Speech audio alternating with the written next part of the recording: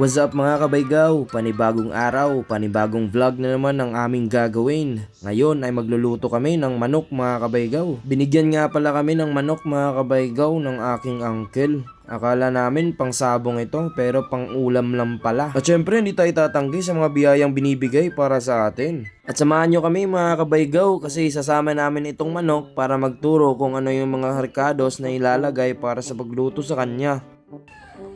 Yan manok. Yan. Turo ka. Alin yung kapayas? Yan.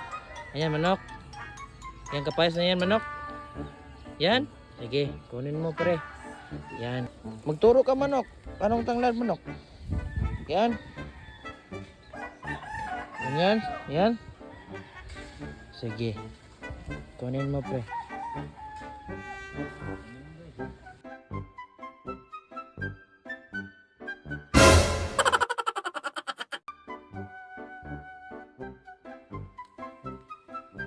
Kinuha na yung mga pagkain mo manok.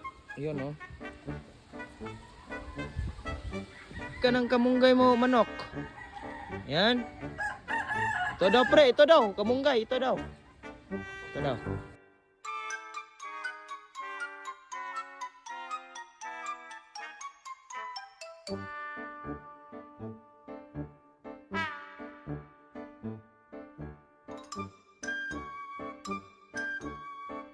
Nakakuha na nga kami ng mga pangsahog ng manok na ito mga kabaygaw kaya kakatayin na namin ito mga kabaygaw. Hindi ko na ipapakita kung paano namin ito kinatay kasi sensitibo sa Facebook mga kabaygaw.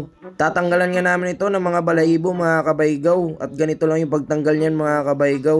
Nilagay nga pala namin yan sa mainit na tubig mga kabaygaw kaya sobrang lambot na lang ng pagtanggal ng mga balahibo na ito. Kaya tingnan nyo kung paano magtanggal ng balahibo yung kabaygaw natin.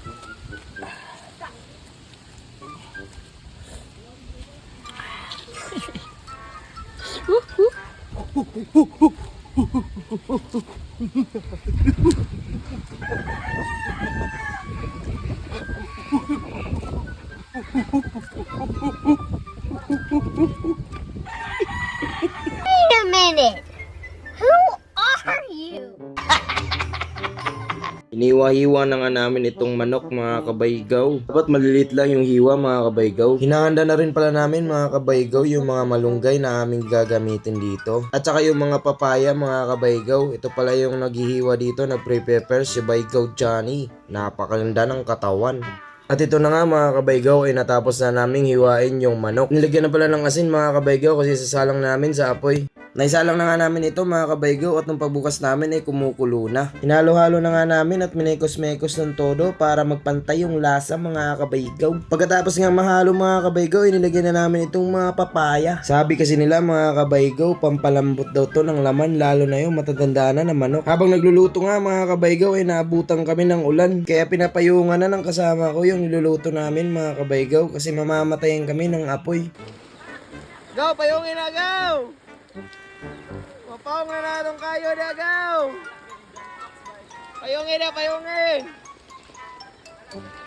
At hindi na nga kinaya mga kabaygaw, sobrang lakas na ng ulan kaya kinuha na lang namin at ilipat namin sa butin. Buti na lang mga kabaygaw ay makita kaming butin mga kabaygaw at ginamit namin ito. Napakalaking tulong talaga pag may portable tayo na lutuan. At luto na nga yung niluluto natin na manok mga kabaygaw no. Pero nung tinikman nga namin ito mga kabaygaw ay medyo matabang pa kaya dinagdagan pa namin ng konti pang asin. Sabayan na din ng konting mekos-mekos para matunay yung asin na nilagay natin. At natapos na nga yung niluluto namin mga kabaygaw at ito na nga kumakain na nga kami dito.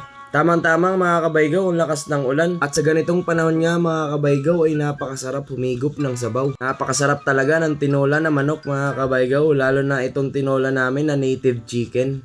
At nagkulang nga yung kutsara at plato namin mga kabaygaw kaya tingnan nyo kung anong ginamit na plato ng kabaygaw natin. Gamit-gamit niya nga yung takip ng kaldero mga kabaygaw at saka yung sandok. At dapat sa kainan mga kabaygaw ay hindi tayo magpapahuli. Kakain na rin ako mga kabaygaw kasi takam na ako sa sabaw. Bago ko nga tapusin ang video mga kabaygaw, isa-shoutout ko muna yung aking kaibigan. Shoutout nga pala sa number 1 heartthrob ng Kanbanong Argao, Cebu na si Baygaw Adrian Miranda. Sa gustong magpa-shoutout dyan for the next video mga kabaygaw ay mag-comment lang kayo sa comment section. At kung nagustuhan nyo ang video na ito mga kabaygaw ay please like and share mga kabaygaw. Dito ko natatapusin ang video na ito mga kabaygaw. Salamat sa lahat ng nanood. Peace!